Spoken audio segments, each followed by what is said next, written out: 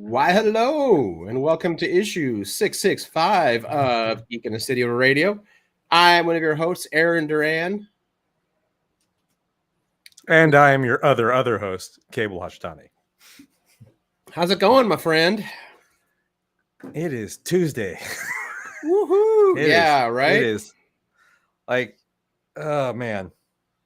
It's in my head. I hear Tina Fey and Alec Baldwin just do the whole, wow, what a week, huh?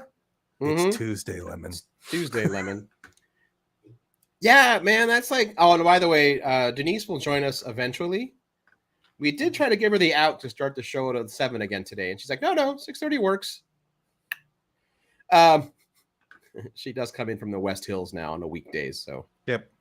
I'm always amazed she gets even close to like 6:30.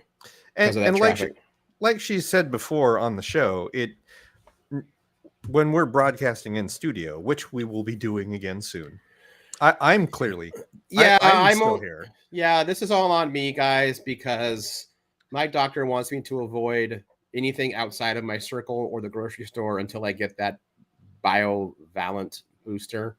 Bivalent and the flu shot. She's like, the last thing you need is one of those two things while your body's repairing a stroke.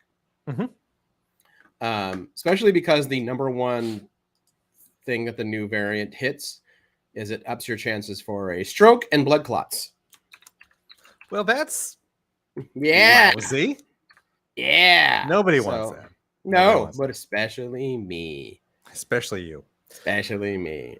So yeah, that's not on you. That's on your doctor. You're under doctor's orders. That has nothing to do. Stupid doctor. No, that's great. Good. No, listen to your doctor. Oh, I am. Good.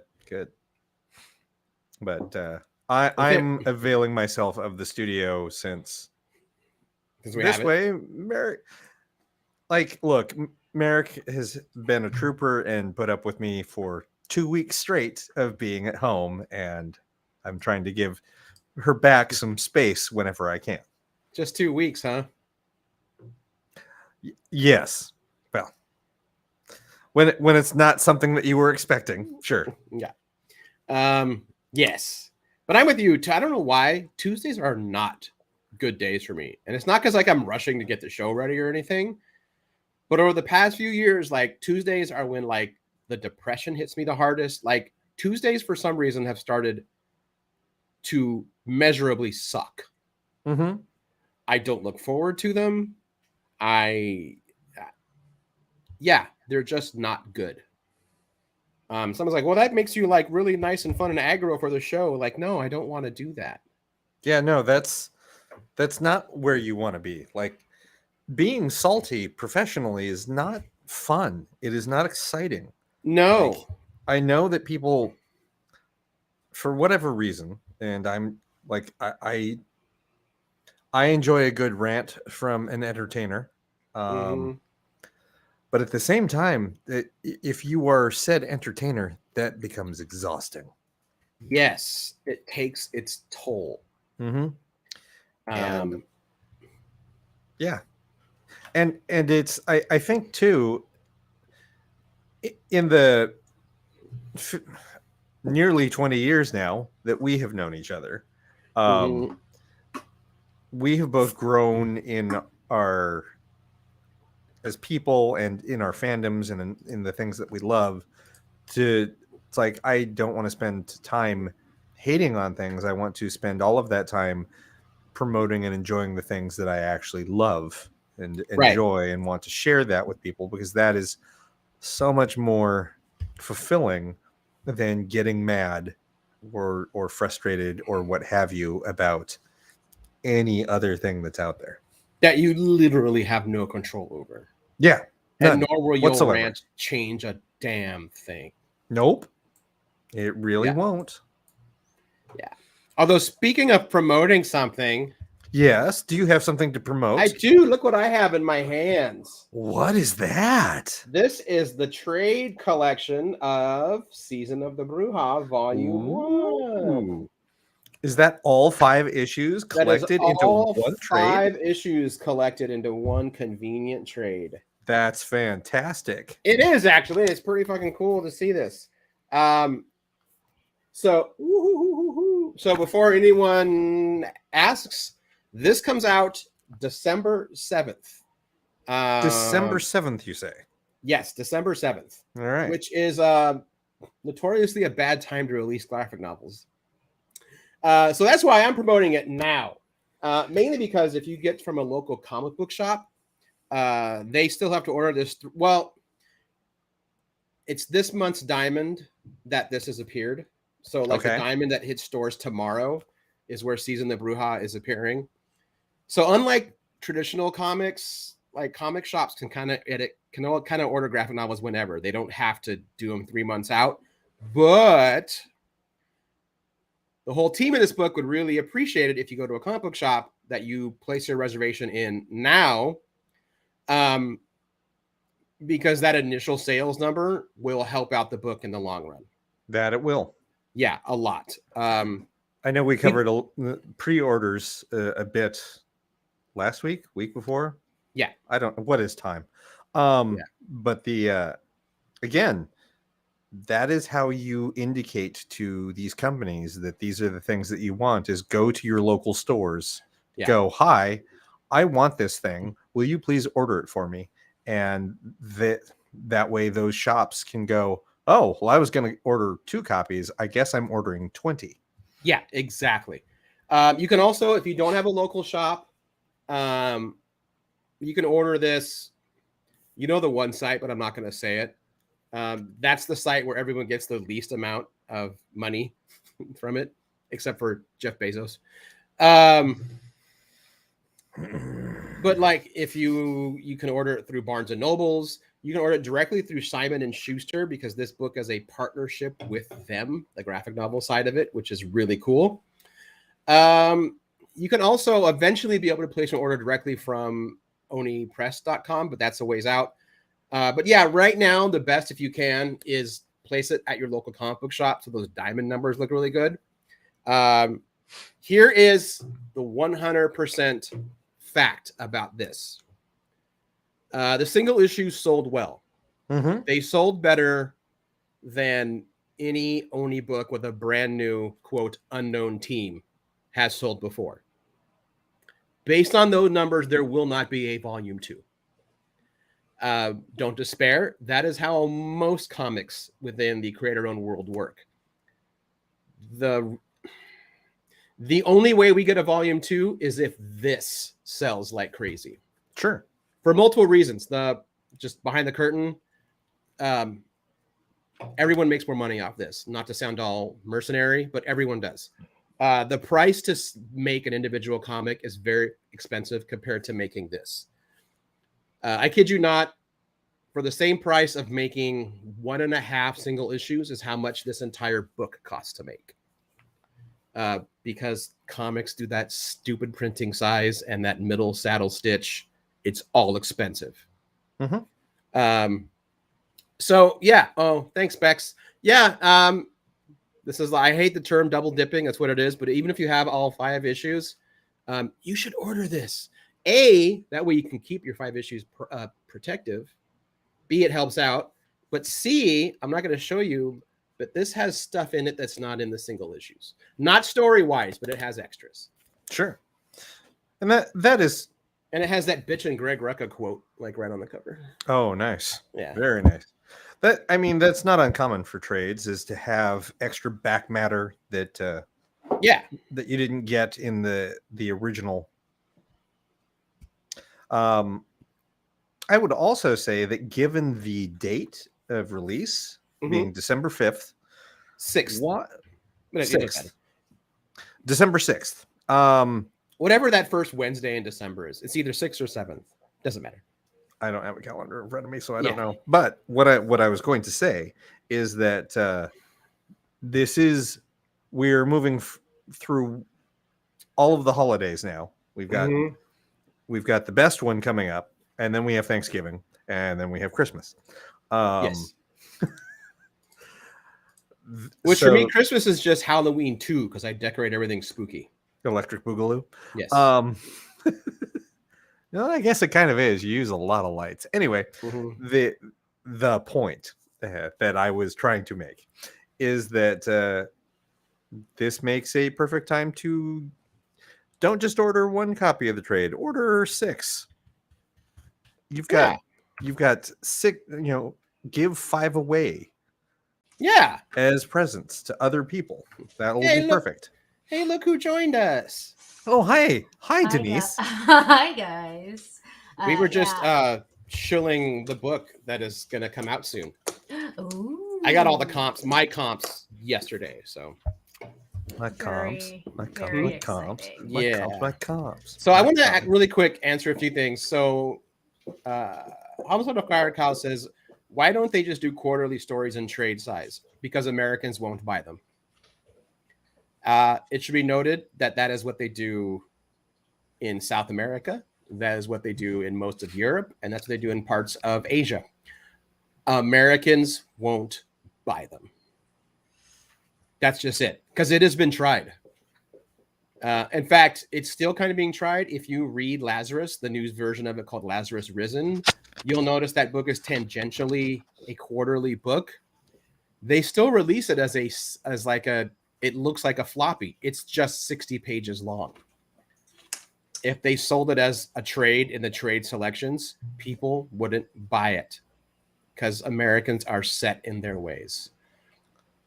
The reason why they don't release it digitally is that if you are a comics company that started off as or is known as a paper publishing who sells to brick and mortars, the best way to guarantee that every brick and mortar will drop you is to go to only digital, because most brick and mortar stores see digital as a threat. The comics industry is very much a snake eating its own tail. It just is. So yeah, you can place your order now at your local comic book shop. You could literally just say, hey, I want to get the Season of the Bruja trade. Put me down for one.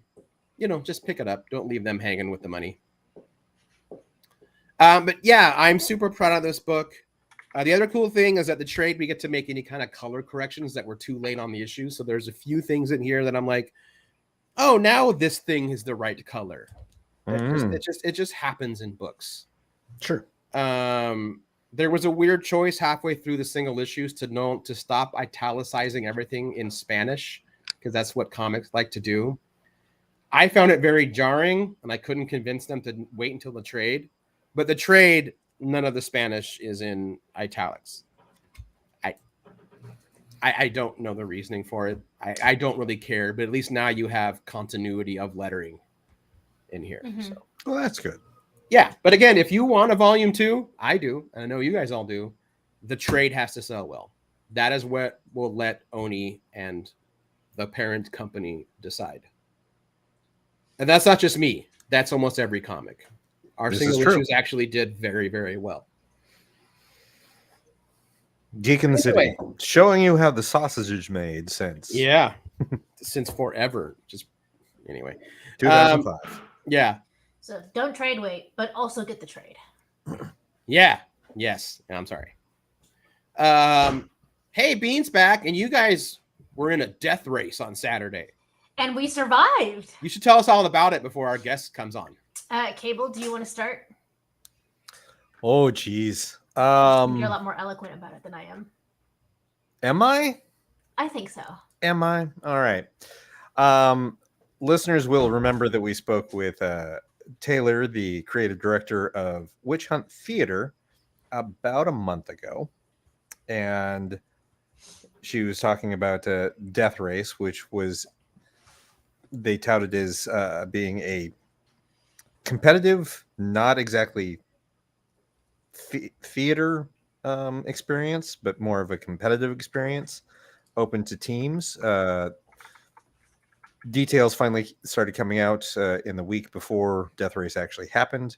They did 6 nights of Death Race overall. We competed in the last night of it, and it was basically set up so that there were 4 teams per night, which meant and that was the smallest team you could have is 4 people. The largest you could have is 6.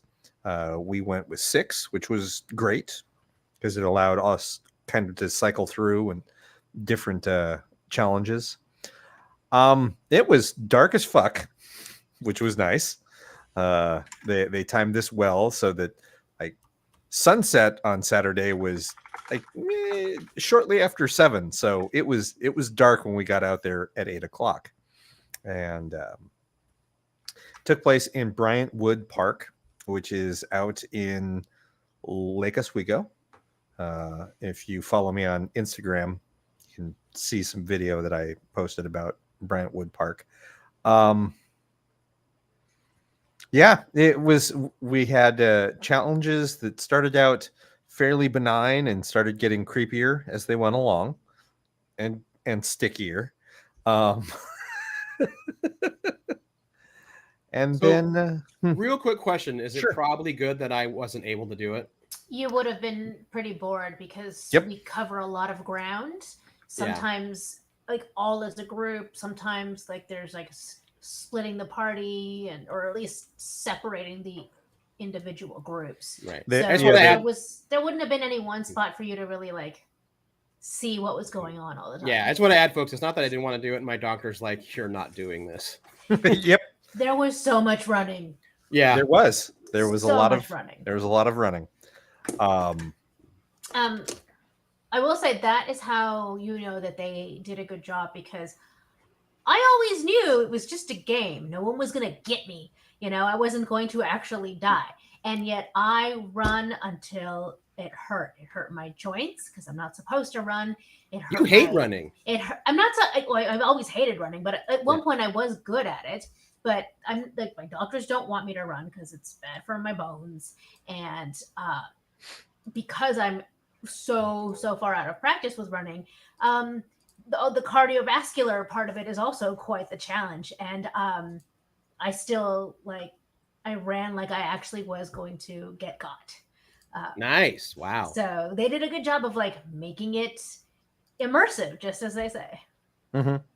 Like I was contemplating it yesterday, I think, when I'm like, it's funny that we were all. It was the biggest game of Let's Pretend that I have ever done, and certainly as an adult, since it's like I am running away from a 20-something-year-old. I mean, they are scary. Are they? Well, Cable spends a lot more time with 20-somethings than we do. that's true. so Never mind. I take that back. Yes. Yep. So yeah, our team did well. No teams won because all teams won. It was very like they were distributing points throughout the evening, but very early. Like I think within that first round of giving out points, it's like, oh, this is whose line is it anyway? Rules. The points don't matter at all. But we did get some nice shout outs. I want to say that our team consisted of John Ho, who some listeners may know, and then 3 of my coworkers here from Guardian Games. That would be Mindy, Sam, and Siobhan, and they all did splendid. Every time there had to be we were asked to read the next challenge aloud, it ended up being someone from our team.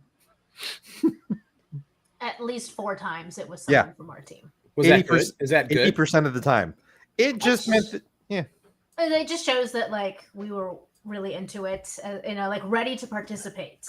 Oh, so much like how we were at the Ghosts of July, everyone else was shy, and we're like, no, we are theater nerds. Give us the stuff to do. Yes. Both Mindy and Sam are actors. Siobhan enjoys all things spooky, so there was lots of crossover. And John, of course, is our ringer because John is an everyman that can do goddamn to anything. And I think he's pretty indestructible. Yeah, he is. Oh yeah, he was definitely volunteering for the eating challenge. Yep. Oh yeah. Oh god, John will eat anything, and it won't affect him. He's also a natural climber, and he's cool enough that if you're close enough friends with him, he'll you throw him. Yep. Just pick him up and huck him. Fastball special. He's cool with it. Also, doctor. Also a doctor. That's right. Yes. Which I explained to everyone. I'm like, look, John is a doctor. If something happens to us, they're like, oh, I'm like, yeah, I like when we were putting together the team, very specific choices were made. Mm-hmm. It wasn't just, oh, I think this will be fun. It's like, no, like, yeah. Denise is a vet. We might have been overprepared. We were very overprepared. We Hold still on, had let me fun. show it. I'm shocked. I'm shocked to hear that a group connected to us was overprepared for a horror event. Right? A horror game. I'm shocked that there's gambling established. There's gambling in this establishment. You're winning, sir. Thank you. Yeah, but overall it was a lot of fun. Like folks on our team were also scared. Like they were genuinely freaked out about things and then just overcame it. They're like, oh, nope, this is freaking me out, but I'm going to do it anyway. I'm Didn't slow them down one bit. No. Sped them up a little bit, I think. But yeah, I'm not giving away the ending because that's no fun. And I kind of want to see about maybe seeing if we can get Taylor back on to do a post-mortem, even though that may not be until like the end of October. Right. Considering like we have interview after interview after interview starting next week. Did they maybe afterwards kind of hint at something they have brewing next? They seem to do stuff like quarterly. They do. I think she gave an indication that they had something planned for December, but maybe something Krampus related. Maybe. Oh yes. Oh yes. But no, they were very much. When we were done, you were done. Like it was like you don't have to go home, but you can't stay here because they got to clean up still. Yeah. Sure. And they absolutely were not going to break character or like rejoin us in the real world in any way until everyone was gone. Mm-hmm. That's kind of cool, actually. I can respect that commitment to the game. Yep. I appreciate that even that element of it was worked into the game. Like they gave players a reason to GTFO and not, like when after you do an escape room, you all come out of the room and they talk to you about how you liked it and they take your picture, for group photo. None of that. And right. I really appreciate that. Just real commitment. That's cool. I have my own personal moment of like that. This was the cool thing I did. What was yours, Denise? What was your personal? I did this thing and it was cool. She's like, when I gutted that pig. Like which elements of it? Oh man, I don't know that any one thing stood. Oh no, I do know. The actors. So like, essentially each team ends up getting assigned to a specific actor for part of the storytelling. And the actor that we got was just really good. He almost scared me the first time that we encountered him, and there was something genuinely disturbing about his performance. So again, like we know it's a game, we're remembering what the rules are in order to interact with this spirit, and we all did it. The wild man. Yes. Was he someone we recognized from that event on? He was Ty. Yeah, he was sitting across from us at the table. He was the sacrificed one. Yes. I didn't recognize him as that guy. It looks different to me, but that's neither here nor there. He was wearing a shirt the first time we saw him. It was more than that. Oh yeah, our team was thirsty for that guy. A little bit. Yeah, his performance was like legitimately unsettling.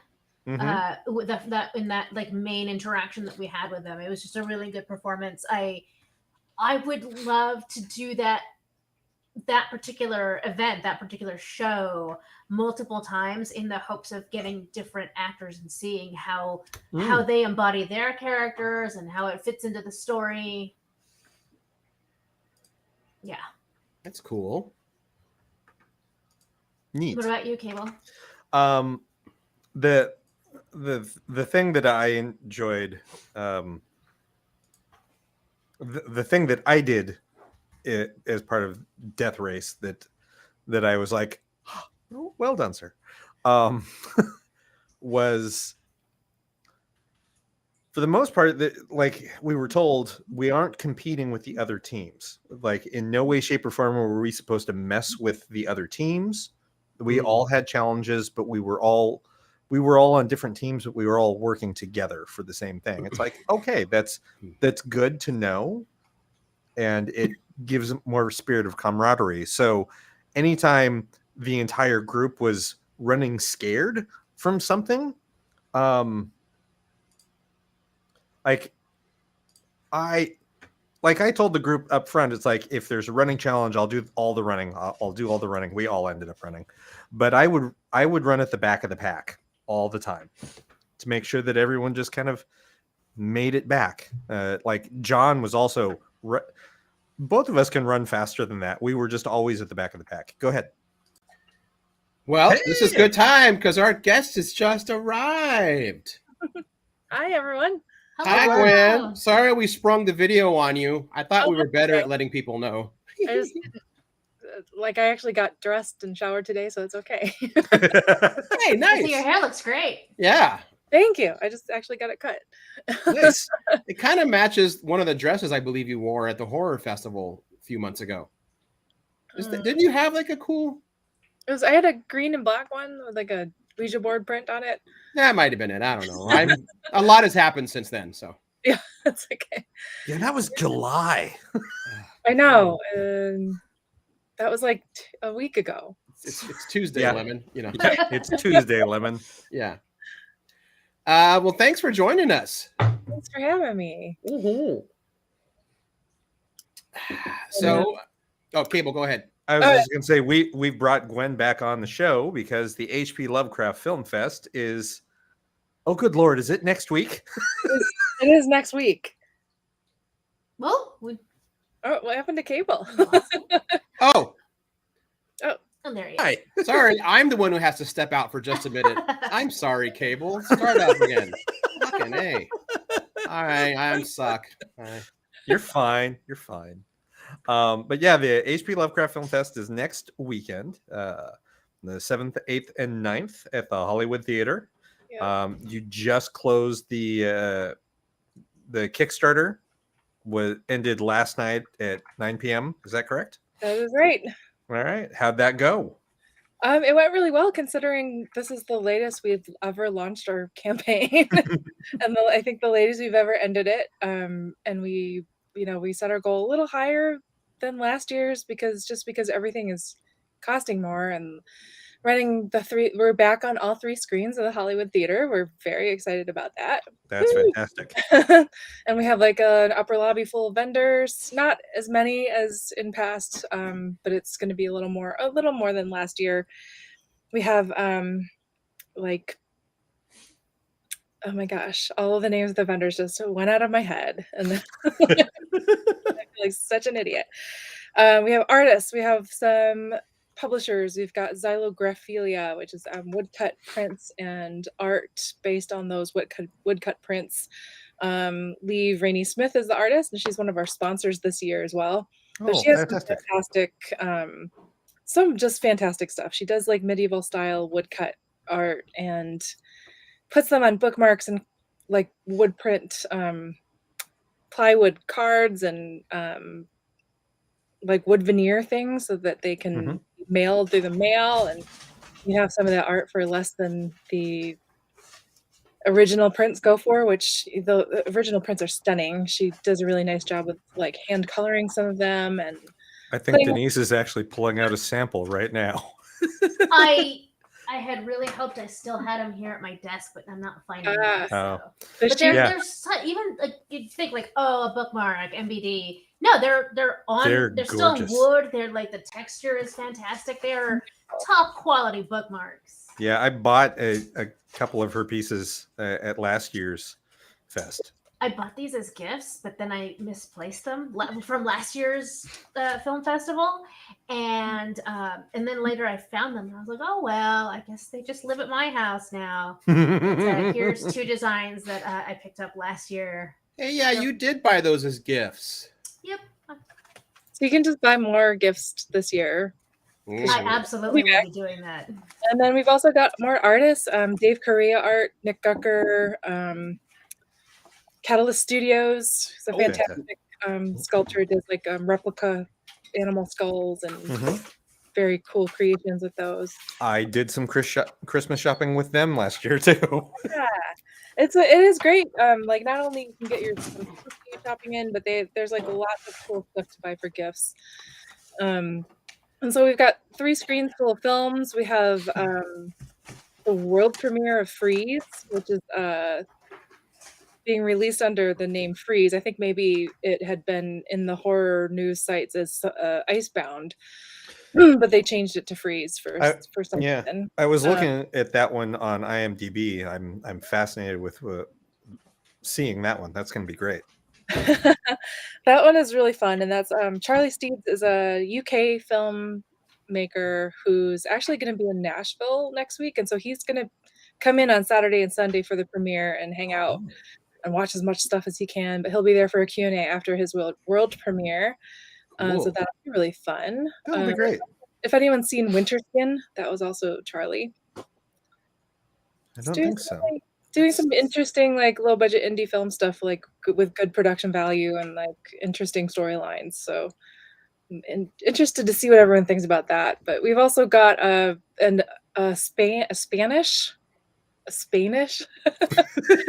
Spain, the U.S. premiere of a film called Stoyan, which has got it's very hard to describe these films because they are very much cosmic horror. Stoyan has some folk horror elements in it and some elements of like Buddhist religion and mythology as well. And it ties into this some slightly non-linear storytelling. It's mostly linear, but there's I feel like a lot of Lovecraft movies are either real simple to explain or not. It's either like tentacles and monsters that our brain can't fathom, or fucking weird. Like that's like There's no middle ground. This one is fucking weird.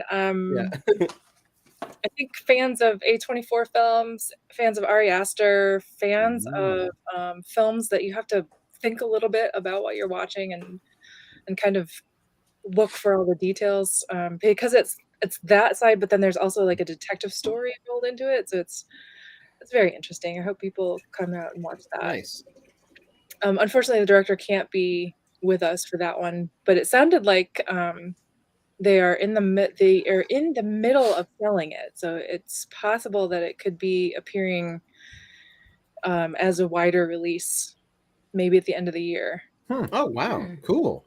So excited about that. And then something that wasn't really on our radar until recently is that Justin Benson and Aaron Moorhead have released a new film called Something in the Dirt, and it premiered on Sundance streaming, but it's doing a short theatrical run right now in festivals, and then it'll be released like in November on streaming. But we have got the Pacific Northwest premiere of Something in the Dirt, which stars Benson and Moorhead. It was written and directed by them, and it was kind of one of their projects that they made during the pandemic with a bunch of friends. So everyone had their pandemic movie, and I feel like this year we're getting kind of the tail end of the things that were actually shot during the pandemic. Last year we had a bunch that were finished during the pandemic. Like a lot of them were in the can, but then they got edited and the sound mix done during the pandemic. And then this year we're actually getting the films that were like shot during the pandemic, and so the storylines and a lot of the elements in them kind of parallel all of that angst and being cooped up that we were feeling. Oh, I don't know that I am ready to sit through that. That's going to be, that's going to be an extra level of discomfort that All right then. I So, mean, when I that say should be fun. fantastic movie, I guess what I mean is that they had a very small cast and very small crew. Sure. So it's not that they're trapped inside. They managed to do this with such a small production team, but it doesn't feel, to me, it never felt claustrophobic, if that's what you're concerned about. Oh no, I'm thinking of that that just adds another layer, because that's how many of us end up processing horrible things that happen in the world, like a global pandemic, is through what we ingest in media, through movies, and especially like horror and science fiction are my favorite ways to process some of those things, is because they take something that's already uncomfortable and make you even more uncomfortable, so that lets you really get into your feelings and go, oh, okay, this is how I feel about it. Oh, all right, cool. Yeah. I'm gonna go have a good cry now, and then maybe scream. And that was Yeah. awesome. It reminds me of the zombie movie we saw at the Portland Horror Film Festival. I think it was filmed in Wuhan during the lockdown. It was the same thing. There were moments. Son and his parents. Yeah, there were moments that were very uncomfortable, but it also had some like moments of levity. Yeah, that it's almost like the filmmaker told the whole world, like, tighten up, and then go, okay, Mm-hmm. you know. It was cool. So yeah, could see this working for sure. Yeah, I think it's somewhere they describe it as a comedy, and I agree with that about 30%. So right. there's definitely some deep thought happening, and there's definitely some very comedic moments happening as well. So it's a little bit of everything, but it's some really cool visuals. Well, I think collectively we have come to very much respect both yours and Brian's curatorial view on these movies and how you put the fests together, both this fest and like the Portland Horror Film Fest that you invited us to over the summer. I think that Saturday of Portland Horror Film Fest was still one of my favorite film days. Just all the different movies that we watched, and then getting to meet the people that made them was fantastic.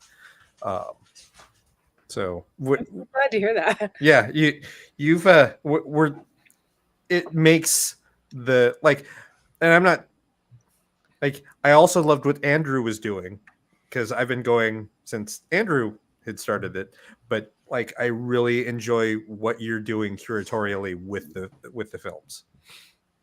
And in Andrew's defense, he had the pool of films that he had to work with was a far different pool.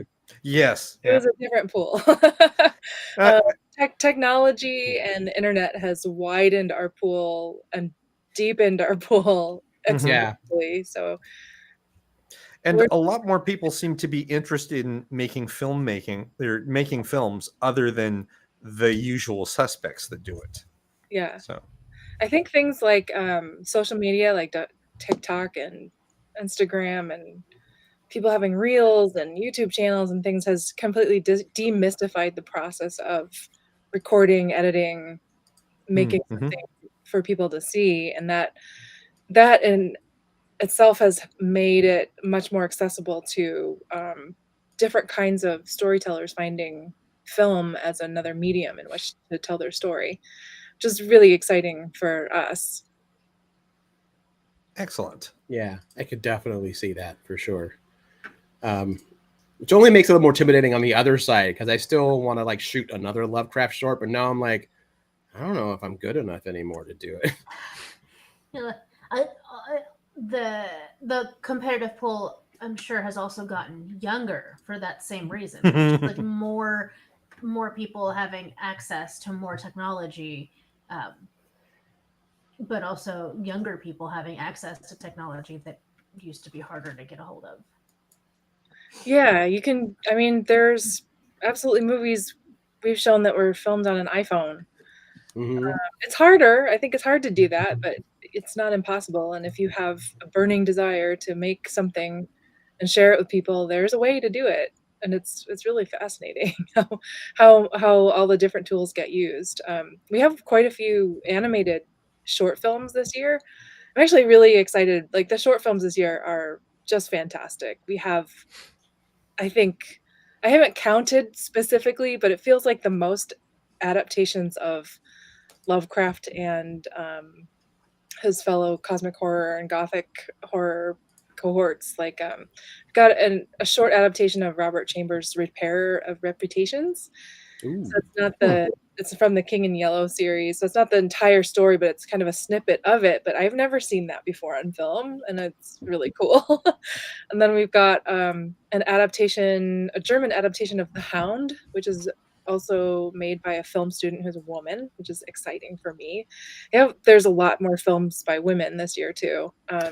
I noticed that when I was looking through the roster. I'm like, ooh, good. Yeah, Excellent. we've got a short feature film called Whistle and I'll Come to You, which is based on the M.R. James story, which is called Whistle and I'll Come to You, My Lad, about an anthropologist or archaeologist that goes on a seaside vacation and finds a strange artifact. And then things get real weird and scary. And then we've got, what are the other, the Tone of Amazon's Viola, which is fun because this was actually an entry to one of our gun competitions a couple years ago, I think 2020. And so that filmmaker took what he shot and kind of turned it into a more fully fledged short film. And it looked to me like he reshot a lot of it. There's a lot of really cool stuff in it. And I was surprised to see the lead actor in that one, Christopher Callan, which you would think is a man, but is actually a woman.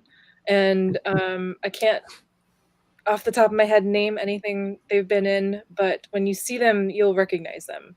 You'll be like, oh, I've seen that person in many, many things. All right, then. Like one of the character actors of the century. Nice. I'm seeing one movie so far, anyway, that I recognize from the Portland Horror Film Festival. I'm curious how many repeats do you have, and how do you choose which ones to bring back?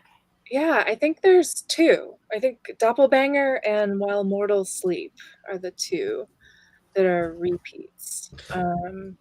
And that second one, I remember the three of us talked after seeing it, and we're like, that one was weird. That also feels like it belongs at the H.P. Lovecraft Film Fest. Yeah. There we go. When we saw it at Portland Horror, we definitely were like, this is definitely a candidate for H.P. Lovecraft Film Festival, but it was so weird and so well done that we wanted to show it at Portland Horror as well. We started slipping some cosmic horror to get people indoctrinated. Nice. You know, I don't. There's nothing wrong with that. It's probably working. Hopefully it's working. Shh, don't tell anyone. But yeah, we have okay, so the other adaptations that we have. I'm just going down the line. So The Hound, I said The Hound. Oh, we've got an Italian adaptation of At the Mountains of Madness, which can get really cheesy because people try to do too much with it. And this particular filmmaker understood the limitations of his budget and sets and all that stuff, and just made it a very character-driven story, which works really well. So that's exciting. And then there's a short documentary about H.P. Lovecraft and the Moon Bog from a wonderful team from Ireland, or Ireland. We have an adaptation of The Pit and the Pendulum, which is, in the title, it's a musicabre. So it's a musical. And the lead actor, Danny Ashkenazi, is going to be with us during the weekend. He wrote all the music, lifted some of the lines from The Pit and the Pendulum, but he expands so much on it. I mean, the post story is so short. It's just kind of a snippet. And he really expands on it, and I think gives it a whole deeper meaning. I will be honest, some of our judges really didn't care for it, but when we watched it, we were just kind of like, how did they not think that this was the best movie ever? Wow, that is I mean, quite the endorsement. musicals are always going to be divisive, Mhm. you know. So, oh, real quick, you mentioned Christopher Collin. You've seen her in a lot of stuff, and you'll recognize her. Mhm. The thing where most people will recognize her is she is the waitress in the Circus at Fear and Loathing. The one she's like, you better watch what your friend says. Okay. She's one of those performers that is like on the edge of Hollywood as a friend with like writers and directors and producers. So she's the one they call saying, hey, you've got your SAG card. You want to do this one line for me because everyone else sucks and I know I can count on you. Yep, sure. Be there in 20 minutes. Yep, she's one of those. Yeah. Oh, we have another Chambers, sort of based on the Chambers book, King in Yellow, called The Pallid Mask. And another one called Premonition, which is an animated one by a woman called, it's called Premonition. But it's sort of, it's not a direct adaptation of Dagon, but it really evokes kind of that feeling at the end when with the obelisk. That's all I'm going to say. Nice. I'm always happy to see more animation. Because it's just so much harder, I feel like. Mm-hmm. And you could really kind of stretch the limits of your imagination with animation because, you know, other than time, there's no limits with it. So, you know. Right. If you can draw it or get someone else to draw it, then right on the Right. screen. Yeah. So, do you want to talk a little bit about the big one, the guest of honor? Oh yeah, I keep forgetting. So, because we shouted, not that we buried the lead on this. and then we like kind of drove into the Kickstarter. But and there's always a fine line, like how much do we exploit our guest of honor's name, and for the sake of selling tickets. Well, I guess we should exploit it for all it's worth. But Herbert West himself, Jeffrey Combs, is returning as our guest of honor this year. He was at one of the very first Lovecraft film festivals, possibly the first one. Oh wow! Undershowed Necronomicon Book of the Dead. Brian Usna and Stuart Gordon sent Jeffrey up to represent the film back in 1996 or 1997, maybe. And then we brought him back in 2015 for the 20th anniversary. Mm-hmm. And now we have him back for the 27th anniversary. But Nice. he's going to be around all weekend, and we, in honor of him being back, and in honor of us being back on all 3 screens, and as a celebration of like, look, we know not everyone is ready to be back at large in-person events, but for those of you who are going to brave it, we are requiring masks in the theater because we're asking people to be in a movie theater all day long. Basically, when you go to the theater just to see a movie, you're there for a couple hours and then you go home. But some people are going to be in the theater for 10 hours a day, and so we just felt like it was safer and more comfortable, I think, for everyone just to ask people to wear masks while they're walking around, and of course when you're in your seat and you're eating and drinking, take your mask off. We also, because Oregon is one of the lucky places where we got the bivalent vaccine booster really quickly, I highly recommend that you guys, everyone who can, go out and get it. I got mine. You know, there's still not a ton of data to know exactly how effective it is, but if it's anything like the previous booster, like every layer helps, and it just makes me feel more comfortable being out in public again. Getting mine tomorrow. Yep. Yay. I am just very recently COVID negative. Oh yeah. I had wait a while. I ended up with I was had symptoms for 4 days, and then I still tested positive for up to 2 weeks. Yeah. So yeah, I'm gonna have to wait a little longer to go get it, which darn it. But yes, go get those vaccines. Go get boosted. But anyways, in a celebration of just being back in the theater and kind of like being ready to move on and in the new normal and like taking all the precautions and everything, we are doing a double feature of Reanimator and Bride of Reanimator on 35mm.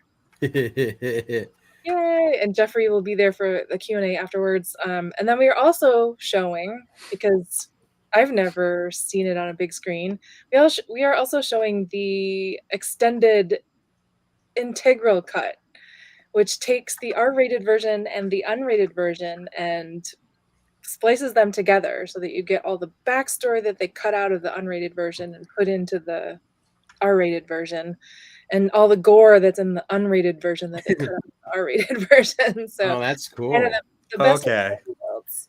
And this will be Bean's first Reanimator viewing, I believe. That is correct. Mhm. We have told her you're going to have a blast, but have also warned her. There are times Reanimator gets intense. Anyone who's seen Reanimator knows exactly what I'm saying without me having to say it. Oh man. Yep. That laugh right there is like, And lots of guts and I mean co-eds. Anytime you have like college age people and women, one of them's gonna get naked, and it's usually the woman. So it's very 80s in that kind of way. Yeah. Okay. I say this as a person who has lived with cats his entire adult life, Oh, and yeah, I love cats. cats. And one of the fastest ways to get me to turn off a movie is killing a dog or a cat. The dead cat scene in this movie is one of my favorites. Oh, wow. It is, yeah, like it's done in such a way that I'm like, yeah, I'm not mad at this. This is fine. Yeah. This is completely fine. If you get a chance to listen to the commentary, the actress Barbara Crampton, she's doing it with Jeffrey Combs. And the first time we really see her on stage, she's enjoying herself with her college boyfriend. Mm-hmm. And first she says, like, I looked really good. And she's like, also, I took my parents to this premiere, so that was fun. Oh, jeez. Yeah. yeah, so Barbara was a guest at Portland Horror a few years ago. Because the timing worked out. I've been trying to get her to come be a guest at the HP Lovecraft Film Festival for probably, well, we've been running it for 11 years now, so probably 9 years now I've been trying to be a guest. But October is just the time when Sitges happens and filming happens and like all these different things happen, so it just hasn't worked out. But if everybody out there in Geek in the City Radio Land says a little prayer every night or a little mantra every night before they go to bed, let Barbara Crampton's schedule work out so that she can be a guest at the 2023 HP Lovecraft Film Festival. If everyone does that, maybe it'll happen. We'll give it a shot. We'll light the All right. candles and all that good We'll stuff. do it. We'll Okay. manifest that into She's being. like, I feel like she's like one of the 80s scream queens that doesn't get enough credit. She does not. This is And true. she's been in some of the best. Mhm. She was just in one last year. Was like Jacob's wife. Oh my God! Where She produced that. Like she found that script and loved it so much. Bought the rights to make it, and then found, she helped produced it and started it and got Larry to be in it. And I loved it. I had a blast with that movie. I think it's fantastic that she has moved. She's still acting, but then she's moved into producing as well, and it's just it's awesome to watch. For sure. Yeah. Which is nice to hear, because I think especially for the 80s scream queens, that's not always the case. It's usually everyone's like, oh, your big moments were back then. It's like, these are still people that are talented and skilled and have something. And if they're still showing an interest in the industry and in the genre that got them the fan base that they have, that's even better. It's like, that's great. It's like, oh, I know who got me here. I'm going to keep finding new talent and giving them money and getting them out there. So that's great. We need her to team up with like Elijah Wood or Daniel Radcliffe, and they just produce the most whacked out horror trilogy of all time. Just go for it. Or get her and like Kelly Maroney and So I just saw that they're doing a Slime Ball Bolorama 2. What? Yeah. Which one? They start filming. Slime Ball Bolorama. Early Babes of the Slime Ball What? Bolorama. They're doing a sequel. Like how many years later with like most of the original, I think all or most of the original cast. So I know not very Lovecraftian, but I'm a Kelly Maroney fan, so Well, yeah. I keep tabs on what she's doing. So That's cool. Yeah. that's fun. I think it's really cool to see this. I think part of it is that people who were in those movies back in the 80s are seeing all of the love that like those campy cult classics are getting and realizing that like, oh, I still have an audience. Mm-hmm. I still have like people still are interested in me and what I'm doing. So, and I think that's partly because of the internet. Yeah, and I think a lot of it back then too. I think they were kind of told that like, look, you're indisposable schlock. Just make your money, do whatever, and forget about it. And it's kind of nice to know, yeah, that because of the internet, there's this whole new crop of people that are like, yeah, she did this stuff in the movie, but like they'll really analyze, like, no, she's really putting in a performance here. Because think about the backstory. Like people are really doing deep dives on these characters. Yeah, Mhm. it's You fun. can tell that, like, even when a movie is bad, when the actors are good in it. Yeah. I mean, you could argue that the current Halloween films are all because someone did a deep dive into the psychology of Laurie Strode and was like, oh, we need to tell the story of her 40 years later. Like, she's a survivor. What's that like living with that? And, and yeah, I think it's because these people that have this like deep respect for these actors, these performers in these movies that, our parents were like, that schlock, turn that off. It'll rot your brain, I think that it's also true that all the people that are our age or a little older that watched this stuff back when we were kids, you hear a lot of directors now being like, "Oh, that movie made me want to make movies." And so all those people are now grown up and making movies, and so they're like, "Yeah, let's bring in Barbara Crampton or Kelly Maroney or Heather Langenkamp or Lawrence to do a cameo or to be the star in this." Mm-hmm. Heather Langenkamp, my first movie crush before I even understood what crushes were. Spoilers, when she died in part 3, I was devastated. Oh. Mainly because you don't do that to the hero. What the hell, Nightmare? So. I know Wes Craven Game of Thrones her before Game of Thrones. Right? That whole movie's got some what the fuck. I think it's Frank Darabont's first movie, and his idea of fun is like, let me use a kid's tendons as puppet strings and then cut them off. This will be hilarious, which I unashamedly love. The Dream Warriors. It's one of my favorite Nightmare movies ever. Me too. It's so good, and not just because of the Dawkins song. Oh, goodness. Brian keeps texting me like, talk about this. Well, I would be remiss if I failed to mention that on I believe Saturday, so that we're still nailing down the schedule. It's mostly done, but before we publish it, because people are always like very upset with us if we change things around like hours after we publish the schedule. So we try very hard to publish the schedule and not make any changes to it, which is why it's taking so long, because there were a couple of things we had to kind of nail down before we could finish everything else. Having programming for one screen was so easy last year, and pros and cons, but the three screen track is much more complicated. And for people out there like on the fence about buying a ticket right now, I will just tell you that you get to move freely between the screens because it's a kind of a buffet all you can eat ticket. You don't have to buy a ticket for a specific screening.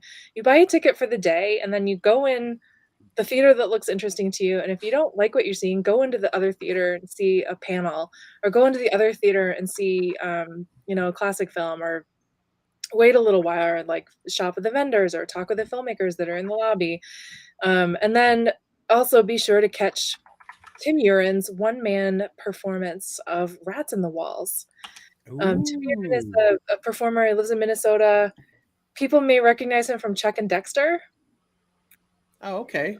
School lurkers might recognize him from Chuck and Dexter. Okay. It's the Great Cthulhu, Chuck and Dexter. Anyways, he is a trained stage performer, so he's going to be doing his one-man show of The Rats on the Walls. I'll say one of my favorite things when it's when the festival's it was all 3 screens is you can kind of come and go. And my favorite thing is to make sure that I don't miss any of the shorts. I always love the features, but I'm a big shorts junkie when it comes to Lovecraft and horror. And you kind of like take the program and you'd plan it out. Yeah. And if it's a feature, and then there was a feature that you've seen a lot of times, you're like, I don't need to see this again, even the big screen. Like that's when you go shopping with the vendors. Right. Because a lot of them are screening, but they always leave one person behind. Yeah. And that's when you get to shop and do the deep diving on the stuff, which is why like 10, 15 years ago, I bought this from Catalyst Studios. Yeah. To date, my favorite like Lovecraft prop ever. Is that a cane? What is that one? It's a cane, yeah. I have used this in so many movies and in so many costumes. I love this thing so much. It's just, and you just kind of walk it like this. Like, yeah, I'm an evil priest. I love it. It's the best. That's amazing.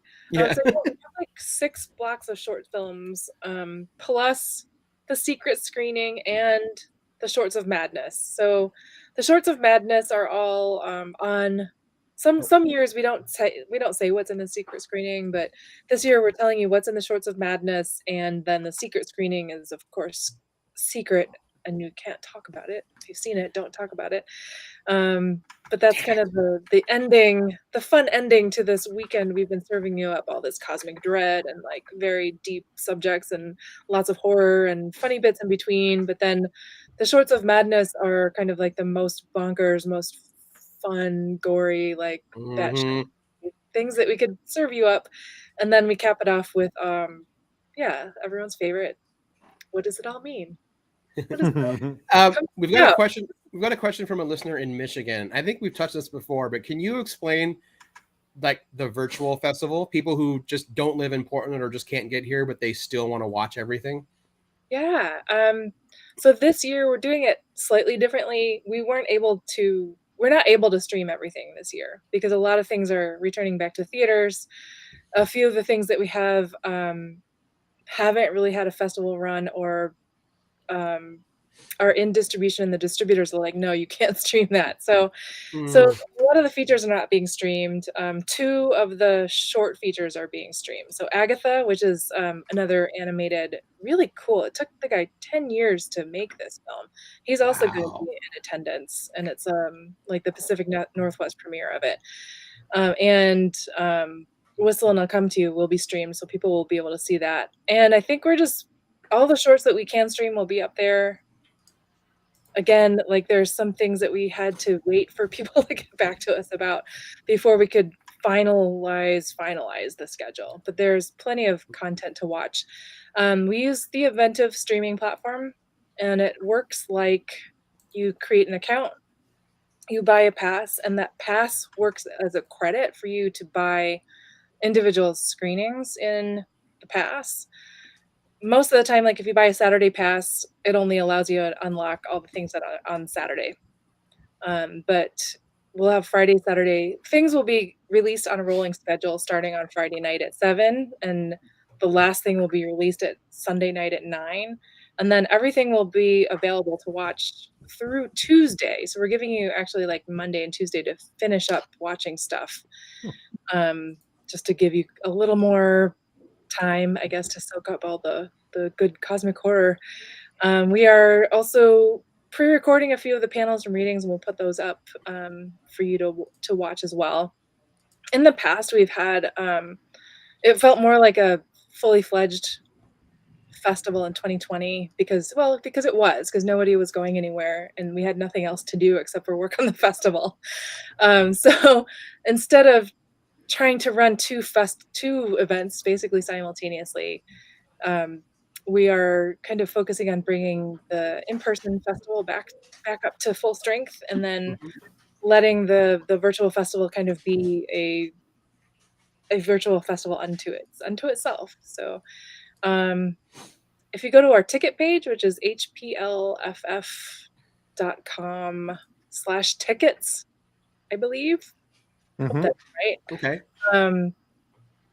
We will have all that information posted very shortly. Nice. I'm actually there right now. It looks like it's live, and you can purchase tickets through Hollywood. So yeah, so the people who want to come to the in-person festival can buy tickets through the Hollywood Theater right now. You can buy a full pass or individual day passes. And then the event of streaming passes will be available shortly. And I have to say, the festival pass is $70, which is so you get so much for $70. It is an incredible value. You get an entire weekend of a horror film festival with creators, panels, and shopping for the same price as like Sunday at a local comic book show. Yep. I know which one I think is the better deal. Yep. And I that's don't even all I'll think you say can because I get just good realized reviews. everyone kind of tables there and I should shut up. It's fine. Put it all on me, we've everybody. covered Don't. that. That's We have fine, covered whatever. that. Comic book shows should be free. And held in libraries. And government schools. funded. Yeah. Mhm. But this is like before Geek in the City and before knowing you, Gwen, like when I went to the festival, like it's always been kind of this like, really, the ticket is only how much, and I can be there all 3 days and I can watch how much? That's not right, is it? And I know a lot of that comes from the fact that the Kickstarter, which you did, and you are very transparent about, which is great. Like you broke that down in the Kickstarter newsletter afterwards. Like, here's what goes to Kickstarter. Here's what goes to putting this together. Here's what goes to putting this together. Here's the rental for the theater. It's like, that's fantastic. And knowing that the backers on that are the folks that they're the ones that love it so much. They're like, oh no, here, have this money so that everyone else can, as many other people can come to this as possible. Like, there just seems to be such an inclusive spirit about the festival that is embedded in the DNA of it. And I'm glad that just continues. It really is. It's for the community and it's built by the community. And we couldn't do it without the community, our volunteers, like all the authors and guests and filmmakers and media podcasters like you guys that help us kind of boost the signal and keep the interest going in it. But just our backers, so thankful for them. We always try to give them like cool stuff in return for their support. So hopefully all the people who have backed year after year after year, I see our shirts all the time at the festivals, like ages old shirts that are like falling apart. And I'm like, I can't believe you still have that. So it's. Did you want to show off the one that's right behind you that Brian designed? This is a test print. So it didn't come out exactly how we wanted it. I think it still looks pretty good. Ooh. But that's the Art Deco Dreamlands design. And I think Brian outdid himself on the design of this. Yeah, it's gorgeous. That's very cool. When we were coming up with the concept and talking about what we wanted the design to look like and the vibe we wanted to kind of put into the rewards and the VIP party and stuff, we did like a 20s sort of jazz age, like 1930s kind of thing last year. And well, I guess it was still kind of 1920s, 1930s. It was sort of like a Metropolis riff on a Metropolis. But this year was kind of like inspired by The Great Gatsby and the Dreamlands and that kind of aesthetic. So I don't know. Next year it'll be something totally different. Sci-fi future. Folks should actually check out all the shirts that they sell on their site. I have many of them. They're not all Lovecraft related. No, and I they're just all very cool. they're like, don't see me. My shelves are a mess. Doing shows all summer, and like we come home and I put stuff away, and some of it's more neat than others, but I think the very first time I ever met Gwen, I nerded out because like I was an early Rue Morgue reader. So when I saw psychographics, I'm like, you're one of the only ads in this magazine. I love that stuff. You know, that's so funny. Because Rue Morgue is based in Canada, but you used to be able to get it like very readily at like Barnes and Noble and the major bookstores. I worked at a Suncoast, and Suncoast always carried Rue Morgue. So yeah, that's how I got it. Yeah, we've been advertising with them since like 2003 or 2000. Yeah, 2003 or 2004. Yeah, sounds about right. Yeah. We've gone through many different sort of like design aesthetics. If you look at all the issues. This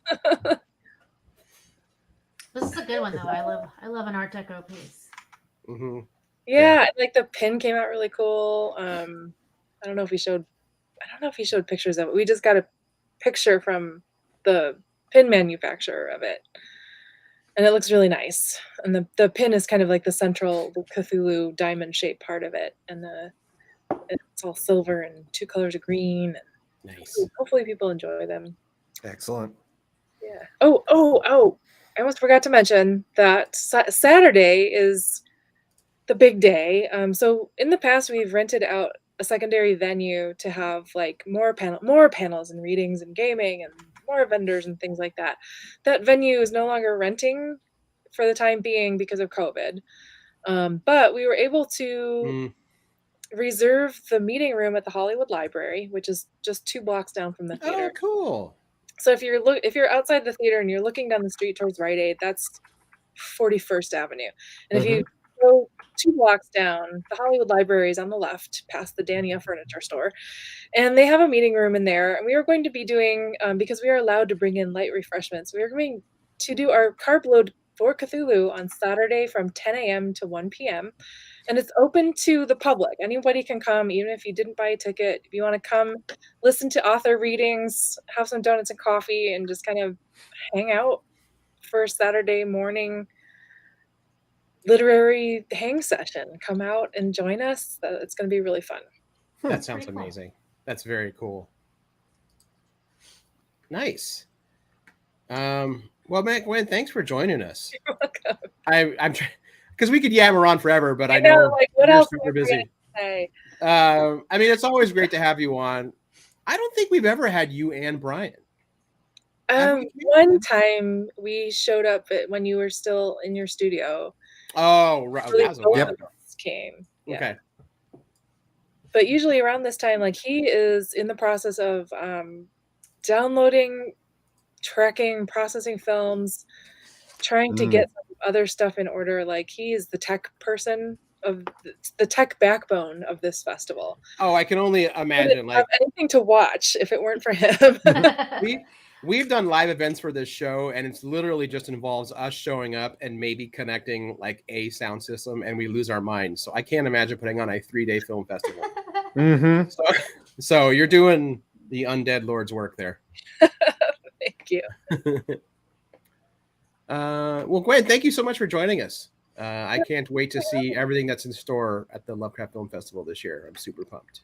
Yeah. Yep. And I might on Friday, I might be bringing like my friend since kindergarten. He's heard me talk about this festival, and he's never once been able to attend. Oh my gosh. I'll see if I can get him in on a Friday or something. Yeah. Oh, that reminds me. Friday from 4 to 6 p.m. Friday, October 7th, from 4 to 6 p.m. There's a meet and greet with filmmakers, audience guests at the Liftoff Lounge, which is I think 54th and Sandy. It's maybe like a 10-minute walk from the theater, or like a 3-minute car ride up the theater.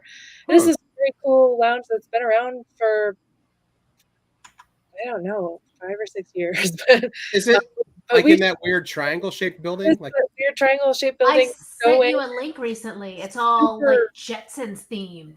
50 stories high. It's amazing. Bean knows it's below the Wolf Den. Wolf Den! That place has been on my radar recently because it looks super fun. Yeah, 1950s sci-fi.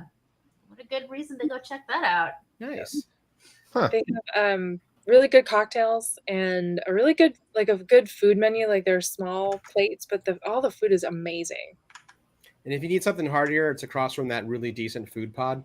You can get some nosh there and Cosmonkey Comics. It's a cool area of Portland, y'all. You should check it out. That's all I gotta say. Oh my word. So come for the meet and greet, come for the films, come for the Carvelo for Cthulhu, and then more films and live performances and Jeffrey Combs and films on 35 millimeter. And then Sunday is like, if you're into the short film, Sunday is the day to go. We try to make sure that you can see you could see short films all day if you want. Nice. Excellent. And then the after party on Sunday, I've decided it's going to be at Chopsticks Karaoke Bar. Oh shit. Because they're usually dead on Sunday. It's easy to get a song in. They have a patio. They have snacks. It's easy to spread out in the dirt. Alrighty.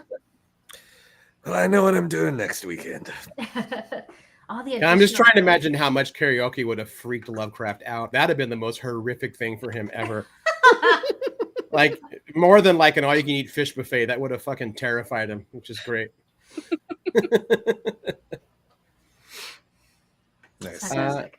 Well, cool. Thank you, as always, for putting on such an amazing show that's not only a lot of fun, but it's really important. It gives a lot of filmmakers some of their first early shots to experiment and just... it's one of those things that it's become an important institution, and I think the whole city and community is better for it every single year. So thank you. Agreed. Thank you. Thank you for supporting and coming and helping Always. us. Always spread the madness. Cool. Thanks a lot, Gwen. Thanks. Bye, guys. Get some rest if you can. I will try. All right. Bye. See you soon. Bye. We hear the clicks before the sign off. Click, click. Click, click, click. Oh, That was man. awesome. I'm so excited for this film festival. Yeah. There's just scrolling through the list of films. I'm like, ooh, what's that? Okay, I could have spent a lot more time just having Gwen give us little details about this is this and that is that. I already know ahead of time how exhausted I am going to be next Monday. Probably more so than the horror festival. Yes. Yep. I think That was at Friday, least. See, on Friday, I'm going to try. I've never gone to an after hours Mood and Sixpence event. I've been invited multiple times. I lucked out last year. I didn't have a job during Lovecraft, so that made it really easy to just dive into everything. Right.